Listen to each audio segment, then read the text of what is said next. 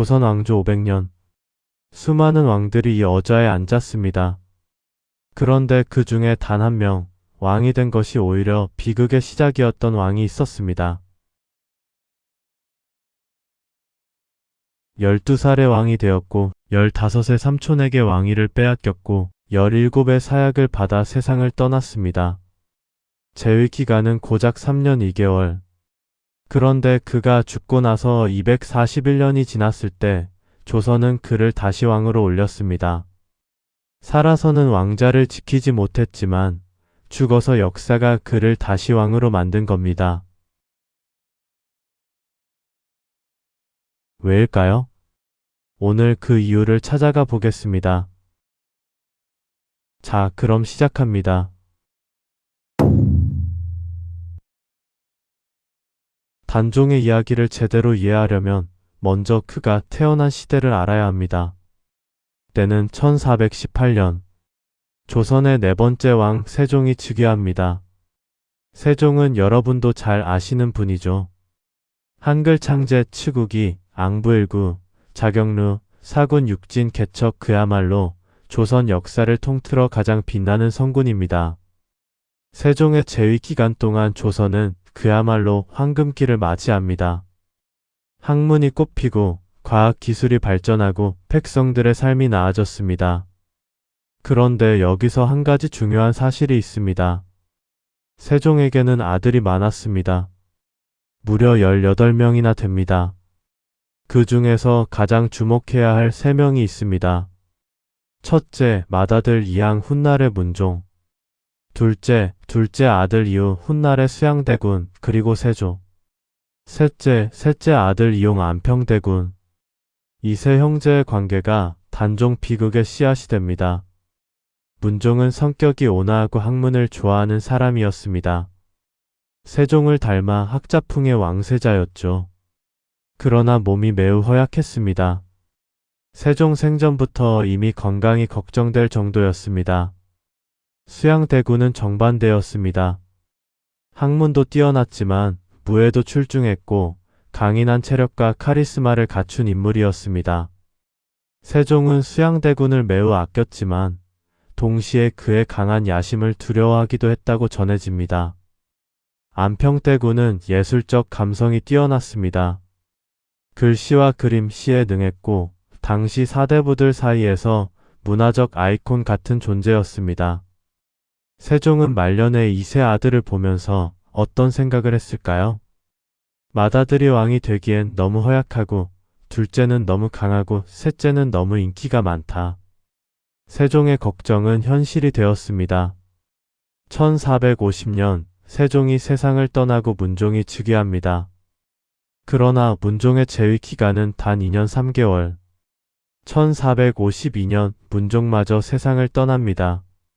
그리고 뒤에 남은 것은 이제 겨우 12살짜리 왕세자 이용이었습니다. 단종. 이름은 이용. 1441년 음력 7월 23일에 태어납니다. 그런데 단종의 탄생에는 처음부터 슬픔이 따라 붙었습니다. 어머니 현덕왕후 권씨는 단종을 낳고 이틀 만에 산후병으로 세상을 떠납니다. 이틀. 딱 이틀입니다.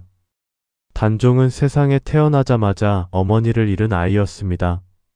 어머니의 얼굴도 목소리도 온기도 기억할 수 없는 아이. 아버지 문종은 이 아이를 각별히 사랑했습니다. 왕세자 시절 내내 직접 이용의 교육을 챙겼고 글 공부는 물론 예의범절, 왕으로서의 자세까지 하나하나 가르쳤습니다. 그런데 왜 문종은 그토록 아들 교육에 열심이었을까요? 본인도 알고 있었기 때문입니다. 자신이 오래 살지 못할 거라는 걸. 문종은 몸이 너무 약했습니다. 즉위 전부터 이미 온갖 질병을 앓았고 왕이 되고 나서도 잠시도 건강한 날이 없었습니다. 그래서 문종은 아들에게 더 집중했습니다. 내가 없어도 이 아이가 잘 해낼 수 있도록. 1448년 이용은 8살의 왕세 손으로 책봉됩니다. 1450년 10살의 왕세자가 됩니다. 어린 왕세자의 주변에는 훌륭한 신하들이 있었습니다. 황보인 영의정으로 굳은 원칙과 강직함으로 이름난 인물. 김종서 육진 개척의 주역. 변방에서 여진족을 몰아낸 묵골의 정치가. 이들은 문종에게 직접 약속했습니다. 세자를 지키겠습니다. 그리고 1452년 문종이 세상을 떠납니다. 문종이 죽기 직전 신하들을 불러 모았습니다. 그리고 마지막으로 이렇게 말했습니다. 세자가 어리니 경들이 잘 보좌해 주오. 황보인과 김종서는 눈물을 흘리며 절을 올렸습니다. 그 약속을 목숨보다 소중히 여기겠다고. 그러나 조선의 권력이란 것이 약속만으로 지켜지지는 않았습니다. 12살 이용은 조선 제육대왕 단종으로 즉위합니다. 왕이 되었지만 이 아이의 손에는 아무런 권력도 없었습니다. 아버지도 없고 어머니도 없고 할아버지도 없고 궁궐 가득 신하들이 있었지만 12살짜리 왕이 아직 알지 못하는 눈빛이 어딘가에서 그를 바라보고 있었습니다. 단종이 즉위하자마자 조선 조정은 미묘한 긴장감에 휩싸입니다. 왕이 어리면 어떤 일이 생길까요? 권력의 공백이 생깁니다. 그리고 그 공백을 누군가가 채우려 합니다. 당시 조선 조정에는 크게 세 세력이 있었습니다. 첫 번째 의정부 대신들. 황보인, 김종서를 중심으로 한 원로 신하 그룹입니다. 이들은 문종의 고명을 받았습니다. 즉 왕이 임종 전에 직접 내 아들을 부탁한다고 맡긴 신하들이죠. 이들은 세종, 문종 시절부터 나라를 이끌어온 노련한 정치가들로 어린 왕을 대신해 국정을 운영하는 데 거리낌이 없었습니다. 두 번째, 수양대군 세력. 수양대군은 단종의 삼촌입니다. 왕에 가장 가까운 혈육이자 강력한 정치적 야심을 가진 인물. 그는 겉으로는 왕실의 어른으로 조카를 보좌하는 척했지만 속으로는 전혀 다른 계획을 품고 있었습니다. 세 번째, 안평대군 세력. 안평대군은 예술가적 풍모로 사대부들의 마음을 사로잡은 인물입니다. 학자들과 어울리며 문화적 영향력을 키워가고 있었고 은근히 왕위에 대한 야심도 있었다는 분석이 있습니다. 이 세 세력이 팽팽하게 맞서는 가운데 12살 단종은 근정전 어좌에 앉아 있었습니다. 자, 여기서 수양대군이라는 인물을 좀 더 깊이 들여다봐야 합니다. 수양대군 이름은 이유. 1417년생. 세종의 둘째 아들. 그는 어릴 때부터 남달랐습니다. 학문 면에서도 뛰어났지만 특히 무예와 체력이 출중했습니다. 활쏘기, 말타기, 검술. 왕자로서 배워야 할 모든 무예를 완벽하게 익혔습니다. 성격은 결단력이 강하고 추진력이 있었습니다. 한번 마음먹은 일은 반드시 해내는 타입. 지금으로 치면 전형적인 리더십 타입이라고 할 수 있죠. 하지만 바로 그 강한 성격이 문제였습니다. 수양대군의 눈에 의정부 대신들이 어린 왕을 등에 업고 나라실을 마음대로 하는 모습이 용납되지 않았습니다. 아니, 정확히는 그것이 용납되지 않는다는 명분을 앞세워 자신이 그 권력을 가져오려 했습니다. 그리고 그에게 결정적인 조력자가 나타납니다. 한명회는 당시 변변한 관직도 없던 인물이었습니다. 과거도 늦게 합격했고 나이도 많았습니다. 하지만 그의 두뇌는 조선 최고 수준이었습니다. 한명회는 수양대군의 야심을 정확히 읽었습니다. 그리고 자신이 그 야심을 현실로 만들어줄 수 있다고 확신했습니다. 두 사람은 손을 잡습니다. 한명회의 전략은 단순했습니다. 지금 행동하지 않으면 기회는 없다. 의정부 대신들이 권력을 굳히기 전에 먼저 움직여야 한다. 그것도 명분을 만들어서. 명분은 이랬습니다. 황보인, 김종서가 왕권을 농단하고 역무를 꾀한다. 물론 사실이 아니었습니다. 황보인과 김종서는 문종과의 약속을 지키며 나라를 이끌고 있었을 뿐입니다. 하지만 권력 앞에서 진실이란 언제나 두 번째였습니다. 1453년 음력 10월 10일 수양대군은 드디어 움직입니다. 1453년 음력 10월 10일 밤 서울 북부의 한 대궐 같은 저택 앞 수양대군이 직접 부하들을 이끌고 김종서의 집으로 찾아갑니다. 당시 김종서의 나이는 70이 넘었습니다. 40년 가까이 나라를 위해 헌신한 노신이었죠. 하지만 그날 밤 그 노신을 기다리고 있는 건 철퇴였습니다. 수양대군이 직접 문을 두드립니다. 평상복 차림으로 마치 인사차 들른 것처럼 김종서가 문을 열고 나옵니다. 수양대군은 편지 한 장을 내밉니다. 받아보라는 듯이 김종서가 편지를 읽으려는 순간 수양대군의 신호가 떨어집니다. 철퇴가 내리쳐집니다. 계유정난의 시작이었습니다. 정난이라는 말은 난을 평정한다는 뜻입니다. 수양대군은 자신의 쿠데타에 스스로 명분을 붙인 겁니다. 나는 영모를 평정했다고. 김종서를 쓰러뜨린 수양대군은 곧장 궁궐로 향합니다. 그리고 어린 단종에게 아랍니다. 전하, 황보인과 김종서가 영모를 꾸몄습니다. 신이 이를 처결하였습니다. 13살의 단종은 그날 밤 어떤 표정을 지었을까요? 무서웠을 겁니다. 아마 울었을지도 모릅니다. 하지만 그 자리에서 할 수 있는 말이 없었습니다. 수양대군은 그 자리에서 왕명을 빙자의 대신들을 불러들입니다. 그리고 하나씩 제거합니다. 황보인은 궁궐 앞에서 처형됩니다. 한명회가 미리 만들어둔 살생부의 이름이 있었기 때문입니다. 안평대군은 강화도로 유배되었다가 한 달 후 사사됩니다. 하룻밤 사이에 조선의 권력 지형도가 완전히 바뀐 겁니다. 계유정난을 바라보는 역사적 시각은 두 가지입니다. 하나는 수양대군의 입장. 왕권을 능멸하는 신하들을 처결하고 왕실을 바로잡았다. 또 하나는 사육신과 단종 지지 세력의 입장. 어린 왕의 어른이 조카를 속이고 충신들을 죽인 쿠데타다. 여러분은 어떻게 생각하시나요? 역사는 결국 후자의 손을 들어줬습니다. 수양대군이 결국 왕이 된 다음 어떤 일을 했는지를 보면 알 수 있죠. 계유정난 이후 수양대군은 스스로 영의정 겸 이조판서, 병조판서를 겸직합니다. 행정권과 군사권을 동시에 장악한 겁니다. 단종은 이름뿐인 왕이 되었습니다. 그리고 수양대군은 다음 수순을 준비합니다. 계유정난 이후 1년 반. 수양대군은 서두르지 않았습니다. 한명회의 조언이었죠. 너무 빨리 움직이면 명분이 없습니다. 때를 기다리십시오. 그동안 수양대군은 자신의 세력을 조정 곳곳에 심어놓습니다.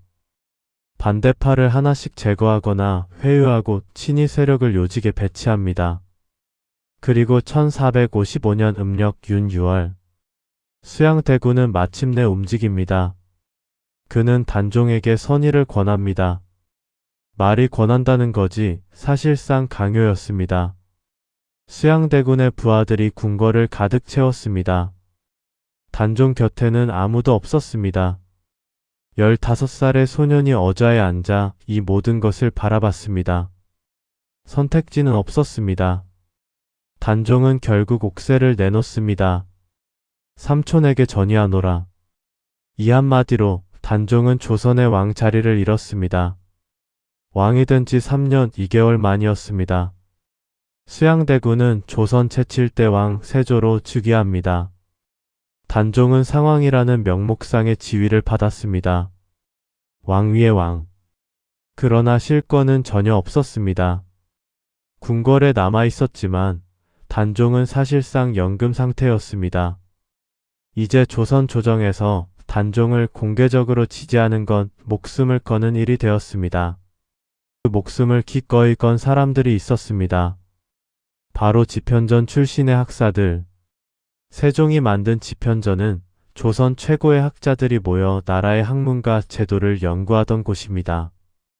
훈민정음 창제에도 참여한 엘리트 중의 엘리트.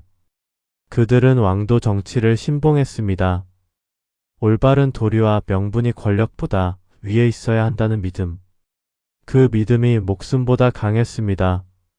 사육신. 죽음으로 절개를 지킨 6이나 성산문 팍백년 하위지익의 유성원, 유흥부. 이들은 모두 세종시대의 집현전 학사 출신입니다.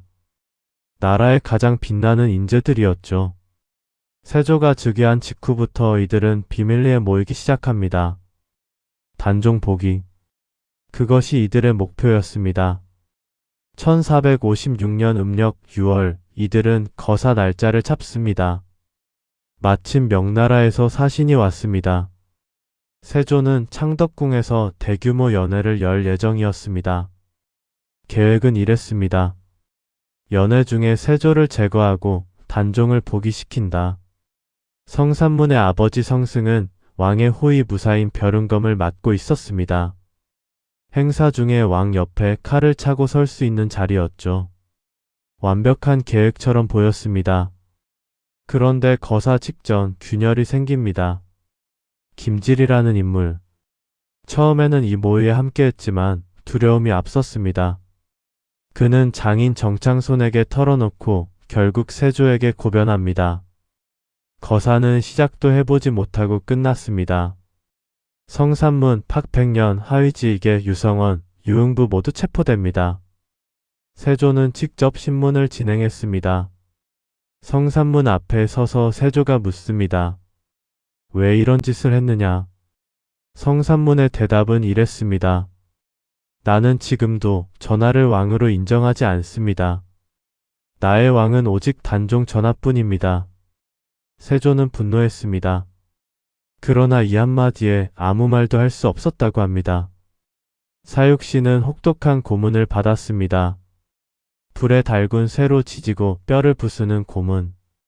그러나 아무도 단종을 배신하지 않았습니다. 고문 중에도 내 왕은 단종이라는 말을 반복했다고 전해집니다. 1456년 음력 6월 8일 사육신은 처형됩니다. 능지처참. 조선시대 최고의 극형. 그들의 시신은 거리에 내버려졌습니다. 거두는 것조차 금지되었습니다. 그런데 여기서 역사의 아이러니가 있습니다. 세조는 이 사건을 통해 권력을 완전히 장악했습니다. 반대파를 철저히 제거했죠. 하지만 사육신이 죽은 지 500년이 지난 지금 우리는 누구를 기억할까요? 세조의 업적을 기리는 사람보다 사육신의 충절을 칭송하는 사람이 훨씬 많습니다. 노량진에는 사육신 묘가 있습니다. 지금도 많은 사람들이 찾아가 절을 올립니다. 충절이란 이런 겁니다. 살아서 이기는 것이 아니라 죽어서도 기억되는 것. 사육신 사건 이후 세조의 단종을 향한 시선이 달라집니다. 지금까지 상황으로 궁궐에 두었는데 이게 문제였습니다. 단종이 살아있는 한 누군가는 그를 구심점으로 삼아 반란을 일으킬 수 있었습니다. 사육신이 그 증거였죠. 1457년 음력 6월 세조는 결정을 내립니다. 단종의 지위를 노상군으로 강등합니다. 왕족이지만 왕족 대우를 받지 못하는 자리. 그리고 유배지를 정합니다. 강원도 영월의 청령포. 청령포는 정말 특이한 곳입니다. 제가 직접 가봤는데 정말 독특한 지형이에요. 동강이 3면을 S자로 휘감아 도는데 나머지 한 면은 깎아지른 절벽입니다. 배를 타지 않으면 들어갈 수도 나올 수도 없는 천연의 감옥이죠. 아름답습니다. 정말로. 소나무들이 울창하고 강물은 맑고 투명합니다. 그러나 그 아름다움이 17살 단종에게는 오히려 더 잔인했을지도 모릅니다. 1457년 음력 6월 단종이 청령포에 도착합니다. 함께 간 사람은 극히 소수였습니다. 몇 명의 시종뿐. 그마저도 나중엔 줄었습니다. 청령포에서 단종이 지냈다는 유배처소가 지금도 복원돼 있습니다. 아주 작고 소박한 집입니다. 왕이 살던 곳이라고는 믿기지 않을 정도로. 단종은 이곳에서 무엇을 했을까요? 기록에 따르면 단종은 소나무 숲 사이를 걷거나 강가에 앉아 시간을 보냈다고 합니다. 그리고 시를 지었습니다.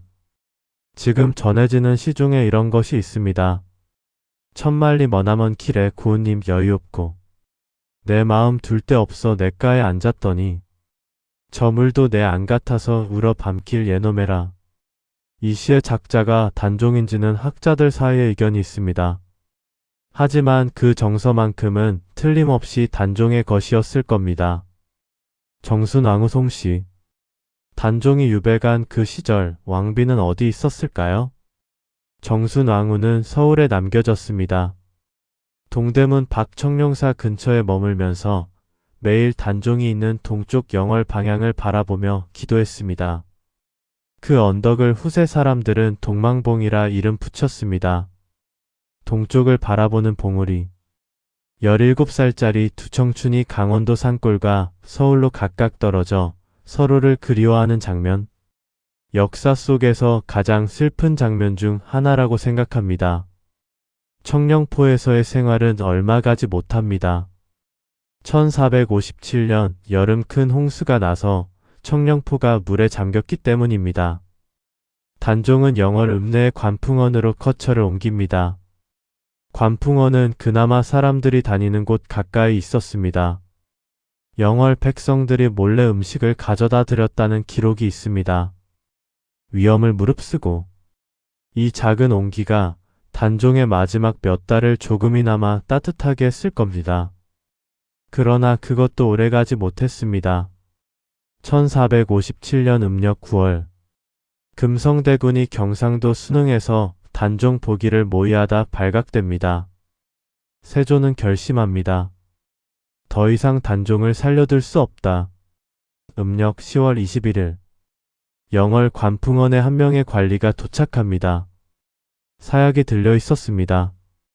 단종의 나이 17. 사약이 내려졌다는 소식을 들었을 때 단종은 어떤 표정을 지었을까요? 역사는 그것을 적지 않았습니다. 아니, 적을 수 없었겠죠. 그 자리에 있던 사람들 모두 두려움에 떨었을 테니까. 다만 이런 이야기가 전해집니다. 단종은 사약을 받기 전 관풍원 옆 자규로에 올랐다고 합니다. 자규는 두견새의 다른 이름입니다. 두견새는 부력이, 즉 돌아가는 것만 못하다는 뜻으로 울음을 읽습니다. 고향에 돌아가지 못하는 한을 담은 새. 단종이 그 소리 들으며 무슨 생각을 했는지. 그리고 그날 오후 단종은 세상을 떠납니다. 시신을 거두는 것조차 금지되었습니다. 역적으로 죽은 사람이니까요. 그런데 한 사람이 나섭니다. 어몽도. 영월의 호장, 즉 지방행정을 맡은 하급 관리였습니다. 그는 처벌을 각오하고 단종의 시신을 수습합니다. 지금의 장릉 자리에 몰래 묻었습니다. 어몽도는 이 일로 처벌받지는 않았습니다. 그러나 평생 두려움 속에 살았겠죠. 오늘날 장릉에는 단종의 묘와 함께 어몽도의 정려비가 있습니다. 그의 충심을 기리는 피석. 이름 없는 하급 관리가 역사의 이름을 남긴 것입니다. 죽지 않았지만 살아서 절개를 지킨 사람들도 있었습니다. 생육신. 살아있는 6이나. 김시습, 원호, 이맹전, 조여, 성담수, 남효은. 이들은 세조의 즉위 소식에 벼슬을 버리고 세상과 등을 졌습니다. 그중 김시습은 세조가 즉위했다는 소식을 듣고 머리를 깎고 전국을 유랑합니다. 그리고 우리나라 최초의 한문 소설 금오신화를 씁니다. 그의 삶 자체가 단종 시대의 비극을 증언하는 문학이었습니다. 그리고 정순왕후. 단종이 죽은 뒤에도 그녀는 65년을 더 살았습니다. 평생 소복을 입었습니다. 흰 상복. 남편의 죽음을 65년 내내 애도한 겁니다. 세조의 가족들이 찾아와 이제 왕족의 예우를 받으라고 해도 거절했습니다. 나는 단종의 왕비입니다. 그 한마디로 모든 것을 말했습니다. 단종이 죽고 시간이 흘렀습니다. 세조는 재위 동안 강력한 왕권을 구축했습니다. 왕권을 제한하던 의정부 서사제를 없애고 6조 직계제를 실시해 모든 권력이 왕에게 집중되도록 했습니다. 경국대전 편찬에도 착수했고 나름의 업적도 있습니다. 하지만 민심은 달랐습니다. 영월 사람들은 해마다 몰래 단종을 추모했습니다. 공식적으로는 역적이니까 드러내놓고 할 수 없었습니다. 하지만 해마다 몰래 제사를 지냈습니다. 10년이 지나도, 50년이 지나도, 100년이 지나도 백성들의 기억에서 단종은 지워지지 않았습니다. 세조가 죽고 예종이 즉위하고 성종이 즉위하고 연산군이 즉위하고 중종, 인종, 명종, 선조, 광해군, 인조, 효종, 현종. 시간이 흘러 1698년 조선 제19대 왕 숙종의 치세. 숙종은 단종을 복위시킵니다. 노상군에서 단종으로 조선의 제6대 왕으로 공식 복위. 241년이 걸렸습니다. 동시에 정순 왕후도 왕비의 지위를 되찾았습니다. 사육신도 복권됩니다. 생육신의 절개도 공식적으로 인정받습니다. 생각해보세요. 241년입니다. 왕들이 바뀌고 나라가 바뀌고 사람들이 바뀌었습니다. 단종을 직접 본 사람은 한 명도 없었겠죠. 그런데도 역사는 바로잡혔습니다. 왜일까요? 백성들이 기억했기 때문입니다. 영월의 백성들이 그리고 조선 전국의 백성들이 241년 동안 단종을 잊지 않았기 때문입니다. 역사는 권력자가 쓰지만 기억은 백성들이 합니다. 그리고 그 기억이 쌓이면 언젠가 역사를 바꿉니다. 단종의 이야기가 우리에게 가르쳐주는 가장 큰 교훈이 바로 이겁니다. 오늘날 강원도 영월은 단종의 도시입니다. 장릉 단종의 무덤. 유네스코 세계유산으로 등재된 조선 왕릉 중 하나. 특이하게도 홀로 외롭게 자리한 무덤입니다. 옆에 정순 왕후의 자리는 없습니다. 왕비는 따로 서울에 묻혔거든요. 이 역시 역사의 슬픔이죠. 청령포 지금도 배를 타고 들어가야 합니다. 가면 그 지형이 얼마나 독특한지 실감할 수 있어요. 단종이 서 있었다는 노산대라는 바위도 있습니다. 관풍원 단종이 마지막을 보낸 곳. 작은 정각이지만 그 안에 담긴 역사의 무게가 어마어마합니다. 자규로 두견새의 울음을 들었다는 누가. 지금도 복원되어 있습니다. 그리고 매년 영월에서는 단종문화제가 열립니다. 전국에서 수천 명이 모여 단종의 넋을 위로합니다. 단종 보기를 재현하는 행사도 있고 사육신을 기리는 퍼포먼스도 있습니다. 이 축제가 시작된 게 1967년이니까 벌써 반세기가 넘었습니다. 오늘 단종의 이야기를 처음부터 끝까지 함께 해드렸습니다. 정리해드릴게요. 1441년 출생. 어머니를 이틀 만에 잃은 아이. 1452년 12살에 즉위. 1453년 삼촌의 계유정난으로 실권을 잃음. 1455년 15세 왕위를 빼앗김. 1456년 사육신의 복위운동 실패. 1457년 17의 청령포 유배, 그의 사약으로 생을 마감. 1698년 241년 만에 복위. 그의 삶은 불과 17년이었습니다. 재위는 3년 2개월.